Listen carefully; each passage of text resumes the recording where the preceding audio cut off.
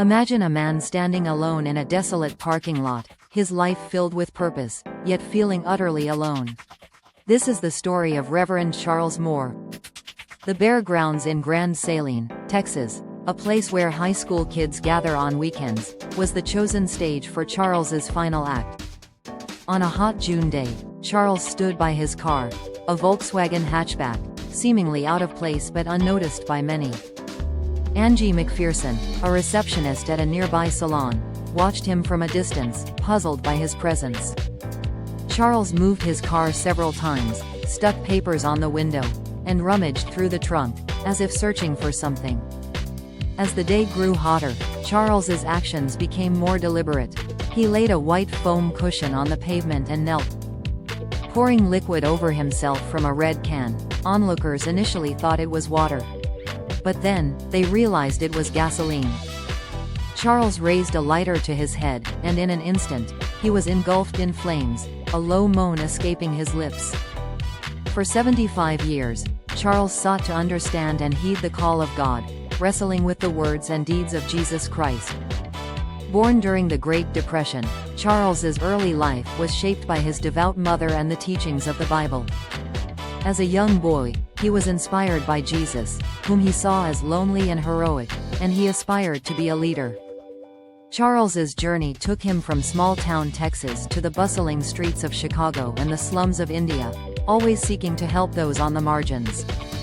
In the 1950s, Charles boldly spoke out against racial prejudice, even when it cost him his position in his home church. His passion for social justice led him to the Ecumenical Institute in Chicago, where he worked to build communities and fight racial injustice. Charles's dedication to his mission often came at a personal cost, straining his relationships with his family. Despite his struggles, Charles found deep fulfillment in ministering to the sick, the dying, and the marginalized. In Austin, he transformed Grace United Methodist Church into a haven for all, including the LGBTQ+ community. Charles's hunger strike in 1995 to protest the church's stance on homosexuality caught the attention of the city and beyond.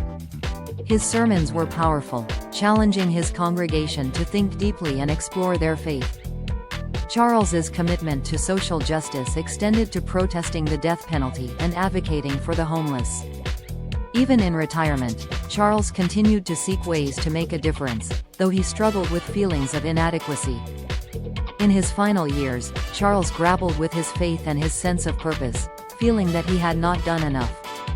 He began to formulate a plan to make a final, impactful statement, inspired by the self-immolation of Buddhist monk Quang Duc.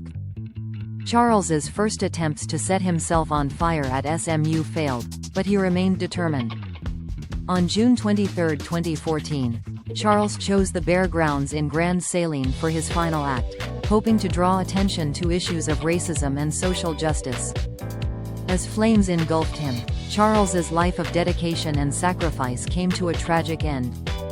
His death sparked mixed reactions, with some seeing him as a martyr and others questioning his mental state.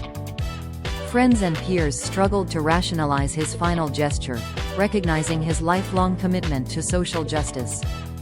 Charles's story serves as a powerful reminder of the lengths to which one man went to fight for what he believed in. His life and death challenge us to reflect on our own commitments to justice and compassion. Charles Moore's legacy is one of relentless pursuit of a better world, even at the ultimate cost. Remember, an old church with new ideas, Charles's life was a testament to the power of faith and action. Keep his spirit alive.